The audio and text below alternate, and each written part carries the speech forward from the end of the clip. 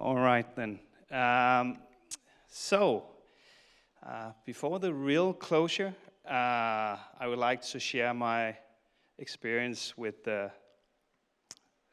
a clinician, and I thought that might be helpful. I didn't really plan for this, but hopefully it will make sense to you. Over these last couple of days, we've been talking a lot about being vocal, speaking up, and using our voices. And for the last 20 years or so, I've been working as a clinician, as I said, and been a marketeer of this message of really, talking about harm effects, and not so much about anything else, but really getting the point across about the harmful effects of cannabis use. And I can tell you there's no playground in the middle. You need to be absolutely to the point and talk about these harmful effects.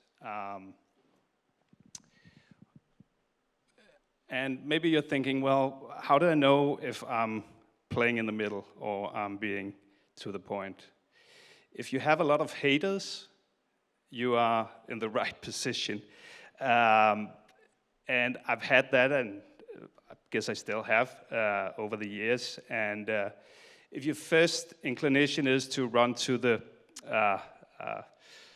computer and answer all these hateful messages, well, you should do something else instead, because they really didn't pick up the phone. You should check your ego, because in my opinion, these are not the ones that we want to discuss with. This is not the one that we want to, convince. And it's kind of being in a session with a person that's been smoking cannabis. The prefrontal cortex doesn't work, so it's very difficult to communicate. And it's not that the haters or people who disagree with you don't have prefrontal cortex, but they are in a rush of emotions. And you might have tried that, discussing with people in a rush of emotions. So you can take two perspectives here. You can, engage in philosophical discussions or arguments, or you could go back to the evidence and keep working on that perspective. I guess we're balancing on a knife edge here, because we can fall to the one side and romanticize, or we could fall to the other side and demonize.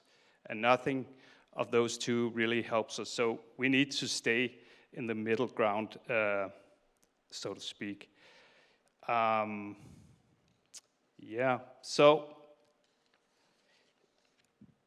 I would encourage you to, as I said, not engage in philosophical discussions, because it doesn't bring us anywhere.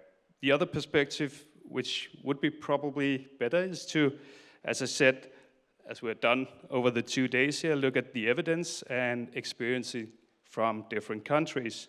I guess that would probably bring some better conclusions. As we've seen over the days here, there's a consensus within the research field. And one could think, why aren't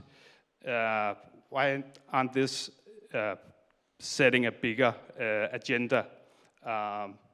And I guess there's a couple of problems, and I have a little list here. You probably know some of them.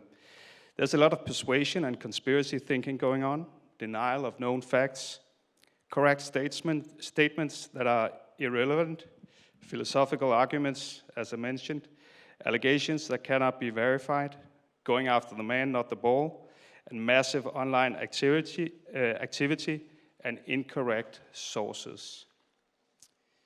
So, I guess we should start by using what we know and stop guessing about what we don't know.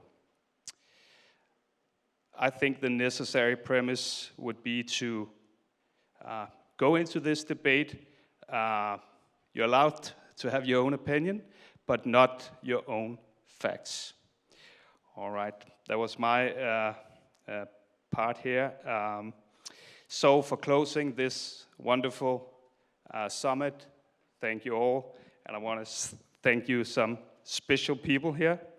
But first, we hope that this summit has brought you some new knowledge, and we hope that with this and the white guide, that we have provided you with the tools to keep working on having this discussion and keeping it on track towards sound policies and ultimately help the youth of our nations. So thank you so much for attending the Nordic Summit on Cannabis, and honestly, without all of you, it wouldn't have been possible. A special thank you to København Kulturhus, the place we're in. Yeah, please. To Helle, to Esben, to the tech guys for their flexibility, I would say. We were quite nervous, but it went really well, so thank you for that. Huge thanks obviously to WFAD, Cressida, Regina, Pia, for numerous online meetings and patience during the epidemic. And least but not less important, a very special thank you to all our speakers who have taken time out to be here online or in person. And we know you have a really busy schedule, so thanks for that. And closing with one last word, and of course thank you to all of you being here physically and online, but if I can have one last thing, let it be this before we send you off.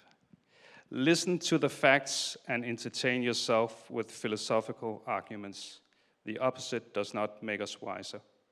Thank you so much for being here. Have a safe trip home, and we'll hopefully see you again. Cheers.